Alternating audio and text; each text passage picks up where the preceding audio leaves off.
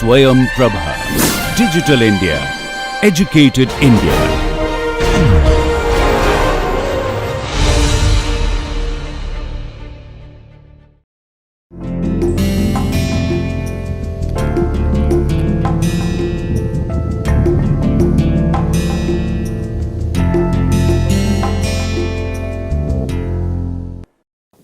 Welcome back to the course Geology and Soil Mechanics. So, in the last lecture we just started the soil compaction and we have seen what are the different say aspects of soil compaction.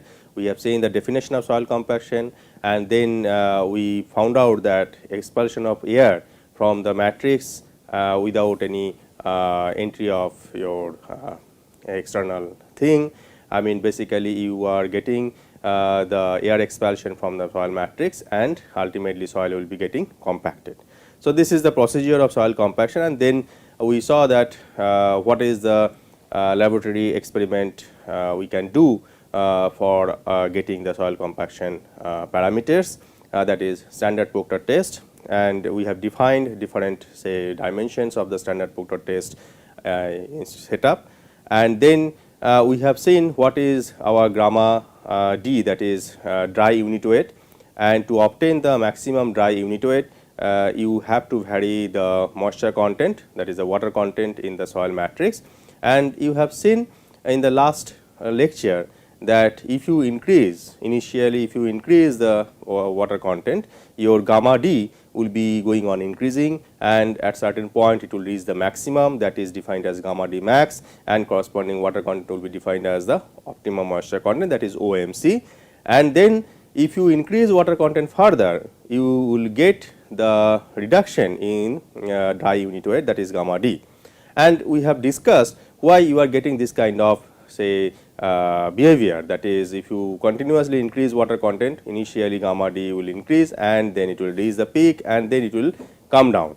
So, we have discussed this aspect, and then basically we have established one curve that is known as zero air void curve for different magnitude of water content, and we have seen that at zero air void line, basically if the point is lying on zero air void line, that means there is no air inside the soil matrix. So, soil will be completely saturated, that means your degree of saturation is 1, and there will be no air inside the soil matrix, as it will form the two phase diagram, that means soil solid and water, that is all. And then basically we have seen that, as you can see from this figure. So, you have got the compaction curve like this. Okay. So, initially increment in the gamma D, it will reach the maximum and then it will fall down due to the dispersion of the soil particles. Now, I mean we have discussed in the last class that in no case basically your theoretical maximum, say at any water content, say if I consider this is my water content, at any water content this will be your theoretical maximum gamma D. That means when you have zero air void in the soil matrix, but it is not achievable and practically you will be getting the gamma D at this point, which is lying on the compaction curve, right. So, the compaction, whenever you are showing the zero air void line, so that will draw the limit of the gamma D for different magnitude of water content. Now, we have seen in the last lecture, but anyway we are going to repeat little bit. So, what are the different factors affecting compaction? So, effect of soil type, the soil type, that is grain size distribution, as we discussed in the last lecture, grain size distribution, shape of the soil grains, specific gravity of soil solids, and amount and type of clay mineral present has a great influence on the gamma D max, that means the maximum dry unit weight, and OMC. And we have discussed that why these factors are affecting the compaction, because the grain size distribution, based on that you will be getting well graded or poorly graded. So, if the soil is poorly graded, then your compaction will be lesser than the well graded sample. Similarly, the shape of soil grains, if you have the angular soil grain as well as the rounded soil grain, so depending on that you will be getting different compaction. The rounded one will be giving you less compaction degree of compaction as compared to the angular grain. Similarly, the clay minerals, right. So, clay minerals will be having some charge on the particles, already we have seen from the clay mineral topic, that, and because of that basically your water affinity as well as the, when you add water in the soil, basically whether soil particles will be getting attracted or getting dispersed. So, based on that you will be getting different degree of compaction. So, these are the issues, and of course, the specific gravity, if the soil solid or the solid particles are little bit heavier, so it will be compacted more. So, these are the factors which I mean will be affecting the compaction effort of the soil. Now, coming to the effect of compaction effort. Now, as the compaction effort is increased, compaction effort means that means if you have seen the standard Proctor test, basically we are giving 25 number of blows on each layer, right, and we are compacting each layer by 25 blows of the standard hammer. Now, if you increase the number of blows, that means you are giving more energy to the matrix, or if you are giving more compaction effort basically. So, you are providing more compaction effort. So, if you increase the number of blows or if you increase the compaction effort, the maximum gamma d is also increased. That means, your maximum gamma d will be continuously increasing with the increase in compaction effort. Whereas, as the compaction effort is increased, the OMC is decreased to some extent. I mean, when your gamma d is going on increasing, that is gamma d max will be also increasing, and the gamma d, that means the curve will be getting shifted towards the left, whereas OMC will be decreasing with increase in compaction effort. And so, that means your compaction curve, if you get the compaction curve and if you increase the compaction effort, basically the compaction curve will be getting shifted towards the left side of the plot. That means, if you look at this figure, so this is your zero air void line. So, as we can establish that thing for different magnitude of water content. Now, with 20 number of blows per layer, so you are getting this compaction curve, and for 25 number of blows you are getting this compaction curve, for 30 you are getting this, for 50 you are getting this. That means, your compaction curve is moving in the left direction, and basically your OMC, this was your OMC for 20 number of blows, this is the OMC for 25 number of blows. So, your OMC is decreasing in this direction, whereas your gamma d is increasing. If you look at your gamma d is increasing. So, this is your gamma d and this is your OMC is decreasing, right. And if you join all the peaks, basically you will be getting a line which is shown by the dashed line, and that is known as line of optimum. That means, you are connecting all the OMC point and you are getting the line of optimum. Okay. So, this is the plot which will indicate the effect of compaction effort on the degree of compaction. Now, coming to the modified Proctor test. So, as you have seen, the standard Proctor test is generally used in the laboratory and we still use that, but with the development of heavy rollers, that means, if you go to the field in earlier days, you have seen very conventional kind of roller, there will be one wheel at the front and there will be two wheels at the back.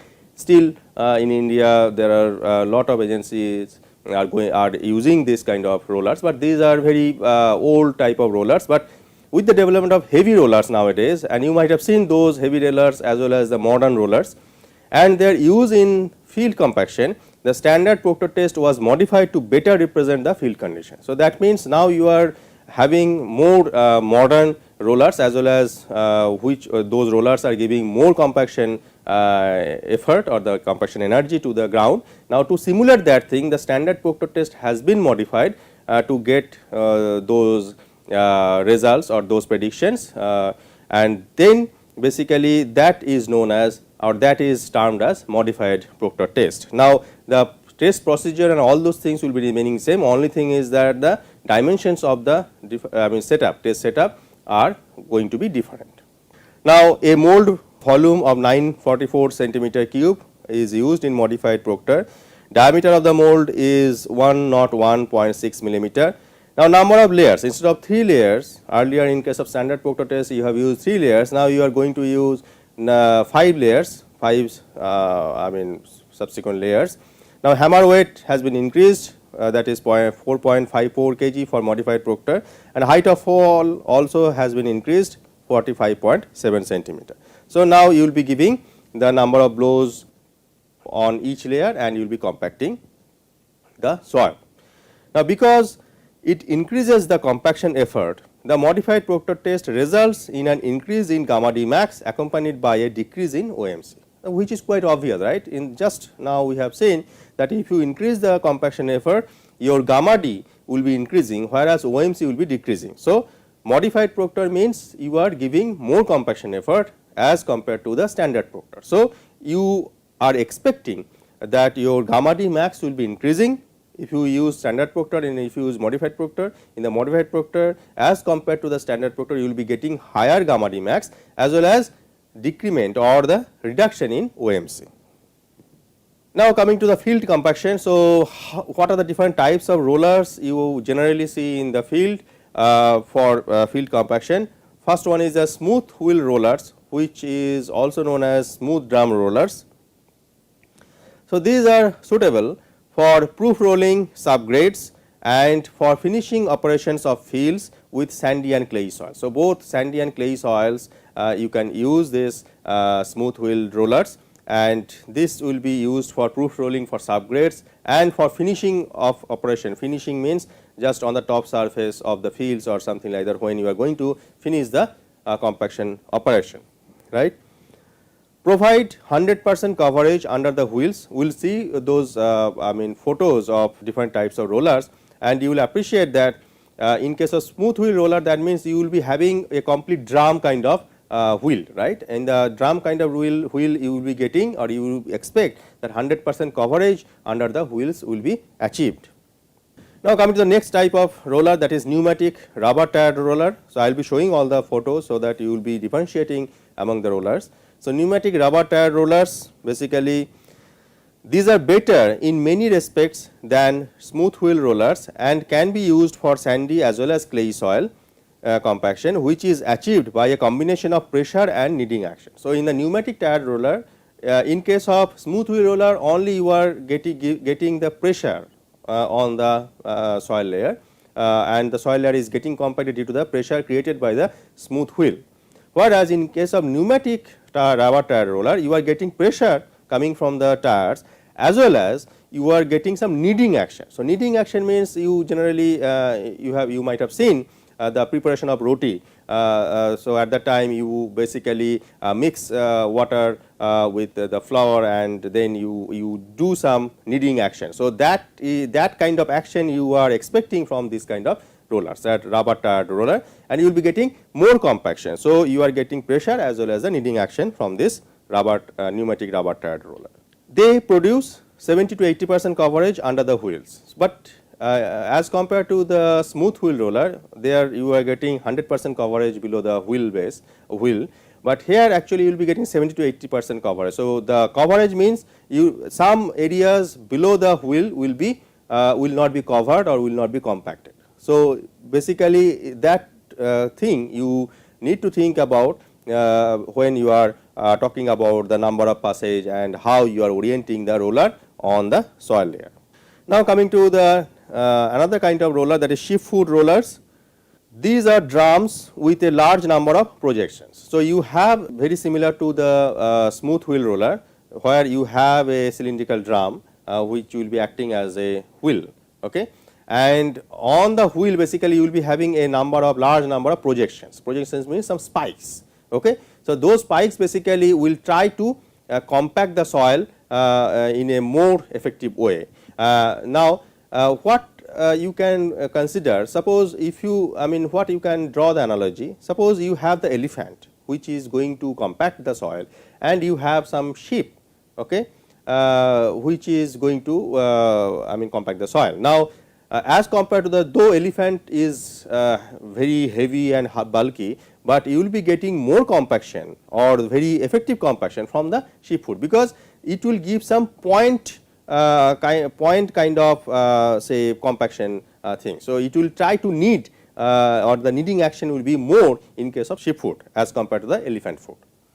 Okay. These rollers are most effective in compacting clayey soil. So, in case of clayey soil, these sheep foot rollers will be more effective because it will be having the spikes, and those spikes will be compact the soil in a more effective way. Now, coming to the next type of rollers, that is vibratory rollers. These are extremely efficient in compacting granular soils, that means sandy soil or gravelly soil, because as I told you, if you want to put some food grains in the glass jar or plastic jar, basically you shake it, right. So, this kind of shaking is being produced by these vibratory rollers, and this kind of shaking will try to compact the soil. So, and from your own experience, you can appreciate that in case of granular soil, that means which is having some larger particle size or larger grain size, those will be compacted in a more effective way than the other soils, right, in case of vibration. So, these vibratory rollers, the wheels will be producing some vibration, it will shake and it will try to compact the soil. The vibrators can be attached to smooth wheel, pneumatic, rubber tired or sheep foot rollers to provide vibratory effects to the soil. So, whatever rollers you have seen, that is smooth wheel roller or pneumatic rubber tired roller or sheep foot rollers. So, all the wheels can be attached with some vibrators which will generate the vibration, and the whole wheel base will vibrate and it will try to compact the granular soil. Now, you see some photos of these different types of rollers. So, this is your smooth wheel roller. So, as I told you, you will be having some cylindrical drum. So, this will act as a wheel. So, this wheel will be compacting basically the soil, and you are getting 100% coverage, because below the wheel you are getting the 100% coverage, as I told you. So, this is known as smooth wheel roller, whereas this is your pneumatic rubber tired roller. These are all pneumatic rubber tires. Okay. Now, below the wheel you can see that 70 to 80% coverage is possible, and this kind of, because these rubber tires are flexible, because of that you are getting pressure as well as the kneading action, as we have discussed. Now, this is your sheep foot roller. This is a wheel kind of smooth wheel kind of wheel, whereas you have the large number of projections. So, you see these are all projections. So, this will try to give or try to provide some kneading action in the soil, and this is very effective for clayey type of soil compaction. This is coming for your vibratory rollers. As you can see, this is known as, if you have single drum, that means these are two drums means two wheels. So, if you have both the drums which are vibrating, so this is known as dual drum vibratory rollers, whereas if you have the single drum which is vibrating, then it will be known as single drum vibratory roller. Now, if you go back to the smooth wheel roller, so now you can attach vibrator with this smooth wheel, and because of that this wheel will be vibrating and it will try to compact the soil, whereas the back side, this is your rubber tire, so that will not be vibrating. So, this kind of roller is known as single drum vibratory roller, whereas whatever we have seen here. So, this is, if both the drums are vibrating, so this is known as dual drum vibratory roller. Okay.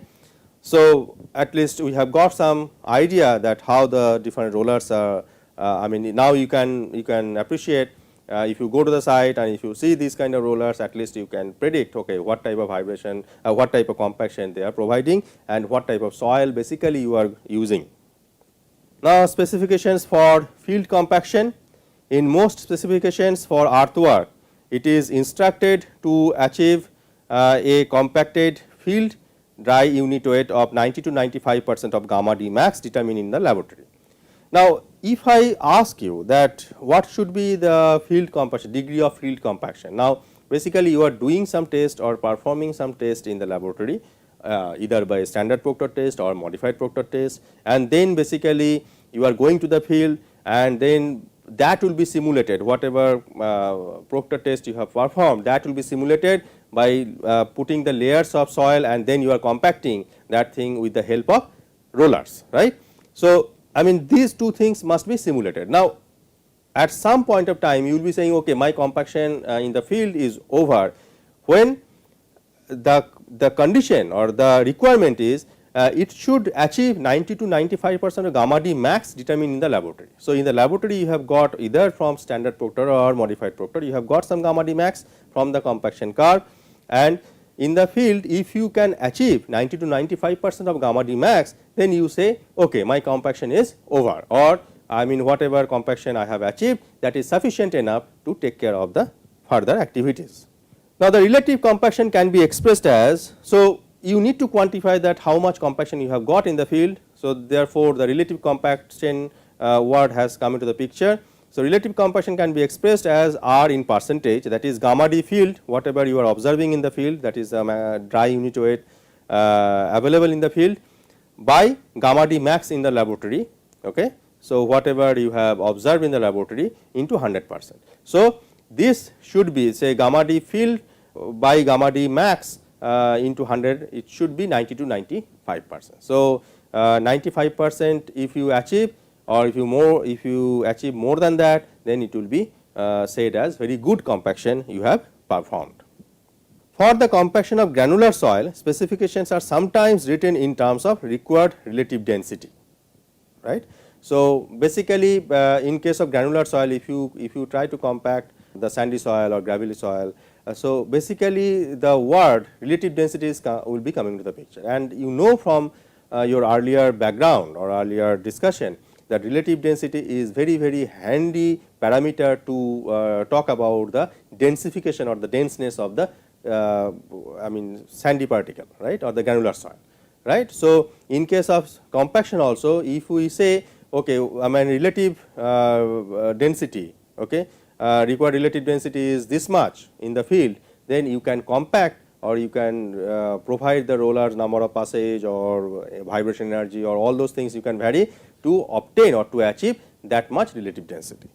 So, in granular soil, this is a very important parameter which will define the compaction degree of compaction basically.